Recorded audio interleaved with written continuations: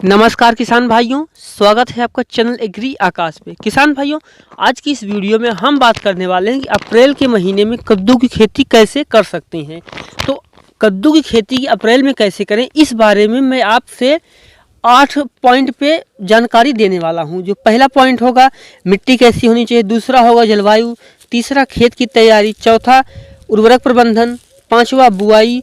छठवां सिंचाई और सातवां खरपतवार नियंत्रण और आठवां होगा उत्पादन। तो यानी मैं आपको बुआई से लेकर कटाई तक संपूर्ण जानकारी देने वाला हूं।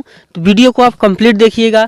चैनल पे पहली बार आए हैं तो सब्सक्राइब कीजिएगा, क्योंकि खेती बाड़ी जुड़ी हुई ऐसी ही जानकारियां मैं आपके लिए लाता रहता हूं। चलिए शुरू करते हैं। किसान भाइयों, सबसे पहले हम बात करते हैं मिट्टी की। कद्दू की खेती के लिए आपको उचित जल निकास वाली मिट्टी होनी चाहिए। अगर हम बात करें किस किस मिट्टियों में खेती कर सकते हैं, तो आप इसकी बलुई मिट्टी में खेती कर सकते हैं, दोमट मिट्टी में खेती कर सकते हैं, काली और लाल मिट्टी में भी आप इसकी खेती कर सकते हैं। ध्यान आपको ये देना है कि मिट्टी में ज़्यादा पानी जमा ना होता हो और पानी निकालने की अच्छी व्यवस्था हो, और मिट्टी का जो पीएच मान है किसान भाइयों, वो 5 से 7 के बीच का होना चाहिए। ऐसी किसी भी मिट्टी में आप कद्दू की खेती बहुत ही आसानी से कर सकते हैं। किसान भाइयों, अब हम बात करते हैं कि जलवायु और तापमान क्या होना चाहिए। किसान भाइयों, कद्दू की फसल के लिए शीतोष्ण और समशीतोष्ण जलवायु को अच्छा माना जाता है। हमारे देश में कद्दू की फसल साल के 12 महीने उगाई जाती है। गर्मियों का जो मौसम होता है कद्दू की फसल के लिए काफ़ी अच्छा होता है, क्योंकि कद्दू का जो पौधा होता है वो गर्मी के मौसम में अच्छे से विकास करता है और बहुत ही अच्छा उत्पादन देता है। किसान भाइयों, गर्मियों का जो मौसम होता है कद्दू के लिए काफ़ी उपयोगी होता है, जबकि सर्दियों में पाला गिरने से इसके जो पौधे होते हैं उनको काफ़ी ज़्यादा नुकसान होता है। तो गर्मियों में हमारे यहाँ ज़्यादा उगाया जाता है कद्दू। बीजों के जमाव के लिए अगर हम बात करें तो 20 से 25 डिग्री का तापमान न्यूनतम होना ही होना चाहिए, और फलों के विकास के लिए 30 से 35 डिग्री तक का तापमान अच्छा होता है। किसान भाइयों, अब हम बात करते हैं कि कद्दू की खेती के लिए हमें खेत की तैयारी कैसे करनी चाहिए। किसान भाइयों, कद्दू की फसल लगाने से पहले आपको खेत को अच्छी तरीके से तैयार कर लेना चाहिए, जिससे कि सबसे पहले आपको उसमें गहरी जुताई करनी चाहिए। सबसे पहले गहरी जुताई करें, उसके बाद आपको उसको मिट्टी पलटने वाले हल से जुताई करें, ताकि जो नीचे की मिट्टी है ऊपर हो जाए और ऊपर की जो मिट्टी है वो नीचे चली जाए। इसके बाद कुछ दिनों के लिए आपको खेत को छोड़ देना चाहिए, ताकि मिट्टी में धूप लग सके, और उसके बाद उसमें 8 से 10 दिन बाद हमें उसमें पुरानी सड़ी हुई गोबर की खाद डालनी है। अगर आपका खेत 1 एकड़ है तो आपको 1 एकड़ में 100 से 150 क्विंटल गोबर की खाद डालनी चाहिए, और खाद को अच्छी तरीके से मिला करके आखिरी जुताई कर देनी चाहिए। और जब आखिरी जुताई कर दें तो उसको हमें समतल बना करके खेत को समतल कर देना चाहिए, और उसमें क्यारियां बना देनी चाहिए, जिन क्यारियों पे हम कद्दू के बीजों की बुआई करेंगे। किसान भाई, अब हम बात करते हैं कद्दू में उर्वरक प्रबंधन क्या देना होता है। बुआई के समय हमें कद्दू में कौन कौन सी खाद डालनी चाहिए और कितनी मात्रा में डालनी चाहिए, हम वो भी जान लेते हैं। किसान भाइयों, यदि आप कद्दू की अच्छी पैदावार लेना चाहते हैं तो उसके लिए आपको उचित मात्रा में उर्वरक भी डालने चाहिए। जैसे कि मैंने आपको पहले बताया कि 100 से 150 क्विंटल पर एकड़ गोबर की खाद हमें डालनी चाहिए। उसके बाद उसमें हमें 15 किलो फास्फोरस, 10 किलो नाइट्रोजन और 15 किलो पोटास को आखिरी जुताई के समय हमें मिट्टी में मिला देना चाहिए। यानी बुआई से पहले हमें आखिरी जुताई जब हम कर रहे हो तभी हमें मिट्टी में मिला देना चाहिए। किसान भाइयों, अब हम बात करते हैं कि कद्दू की बुआई का सही तरीका क्या है और कद्दू की बुआई हमें कैसे करनी चाहिए। किसान भाइयों, कद्दू के बीजों को बुआई जो है, कद्दू के बीजों की जो बुआई होती है वो आमतौर पर किसान भाई अपने हाथ से ही करते हैं। बुआई से पहले आपको बीजों को थीरम या बबिस्टिन से इसको उचित मात्रा में शोधित कर लेना चाहिए। यानी थीरम, अगर से आप थीरम में शोधित कर रहे हैं तो आपको 1 ग्राम थीरम लेना है और उसको पानी मिला लेना है। उसके बाद उसमें 1 किलो बीज को डुबो के निकाल लेना है और उसको छाया में सुखा देना है। जब बीज छाया में सूख जाए तब उसकी हमें बुआई करनी चाहिए।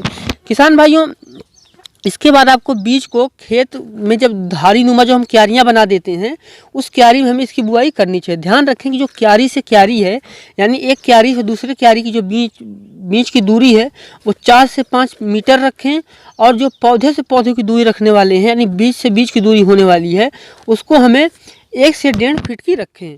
अब जो लाइन से लाइन की दूरी मैं आपको बता रहा हूँ 4 से 5 मीटर, और जो बीज से बीज की दूरी है वो 1 से 1.5 फीट। जिस तरह की आप वैरायटी लगाएंगे उस हिसाब से आप वैरायटी के हिसाब से 1 फीट भी रख सकते हैं और 1.5 फीट रख सकते हैं।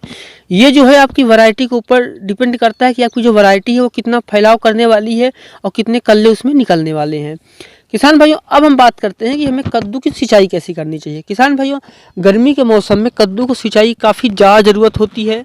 आप जब बीज की बुआई करें तब आप इस बात का ध्यान रखें कि जो बीज है उसकी जो बुआई है उस समय उसमें काफ़ी ज़्यादा नमी होनी चाहिए। यानी जब बीज की बुआई करें तो उसमें काफ़ी ज़्यादा नमी उस समय होनी चाहिए। और उसके बाद जब पौधा निकल जाए 8 से 10 दिन का हो जाए, उसके बाद हमें पौधे को हफ्ते में 1 बार सिंचाई करते रहना चाहिए। यानी 7 से 8 दिन पे हमें उसकी सिंचाई करते रहना चाहिए, जिससे कि पौधा अच्छे से विकास करे।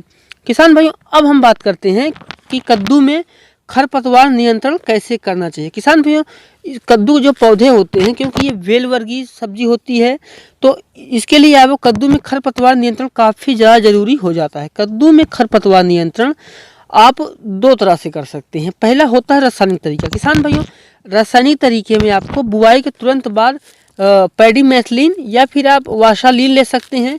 इसका उचित मात्रा में छिड़काव कर दें। इससे क्या होगा कि आपकी जो फसल है उसमें खरपतवार उग ही नहीं पाएंगे। और दूसरा तरीका होता है वो होता है प्राकृतिक तरीका। प्राकृतिक तरीके में किसान भाई अपने हाथ से ही खुरपी के सहारे खरपतवार को निकाल के फेंक देते हैं और उसकी गुड़ाई कर देते हैं। इससे जो पौधे होते हैं किसान भाइयों, कद्दू के पौधे, इनको 2 से 3 बार निराई गुड़ाई की आवश्यकता होती है। अगर आप रासायनिक तरीके से नियंत्रण कर रहे हैं फिर भी आपको बाद में खरपतवार नियंत्रण करना पड़ता है। तो अगर आप प्राकृतिक तरीके से निराई गुड़ाई करेंगे तो आपको 2 से 3 बार निराई गुड़ाई करनी चाहिए। पहली निराई गुड़ाई जो हमारा जो पौधा है वो 20 से 25 दिन का हो तब करना चाहिए, और दूसरी निराई गुड़ाई जब पौधा 40 से 45 दिन का हो उस समय करनी चाहिए। जब हम 40 से 45 दिन के समय निराई गुड़ाई कर रहे होते हैं, उस समय जो मिट्टी गुड़ाई के समय निकलती है पौधे के आसपास की, उसको हमें जड़ पे चढ़ा देना चाहिए। इससे क्या होता है कि हमारा जो पौधा है वो भी मजबूत हो जाता है और पौधे को अच्छे से ताकत मिलती है। किसान भाइयों, अब हम बात करते हैं कि कद्दू की खरपतवार नियंत्रण की बात हमने कर दी। उसके बाद अब हम बात करते हैं कि इसमें कितना उत्पादन होगा और हम कितना इससे लाभ कमा पाएंगे। किसान भाइयों, कद्दू की जो औसत पैदावार होती है वो 300 कुंटल पर एकड़ की होती है। लेकिन उससे पहले हमें ये समझना पड़ेगा किसान भाइयों कि जो कद्दू है उससे हम कब कब तोड़ के कब कब लाभ कमा सकते हैं। किसान भाइयों, अगर आप उसका हरा कद्दू लेना चाहते हैं तब आप बुआई 70 से 80 दिन में वैरायटी, जो कुछ अर्ली वैरायटी होती हैं कुछ लेट वैरायटी होती हैं, तो अगर आपकी जो जल्दी वाली वैरायटी है वो आपको 65 से 60 दिन में फल तुलाई हरे शुरू हो जाते हैं, और कुछ लेट वैरायटी होती है वो 70 से 80 दिन का समय लेती हैं। अगर आप हरा कद्दू बेचना चाहते हैं तो, अगर आप कद्दू को पका के बेचना चाहते हैं तो आपकी फसल जो है वो 100 से 110 दिन में तैयार हो जाएगी। जब आपके जो फल हैं पीले दिखने शुरू हो जाएँ तब आप पक्की फसल को तोड़ सकते हैं। किसान भाइयों, अब हम बात करते हैं उपज और पैदावार की।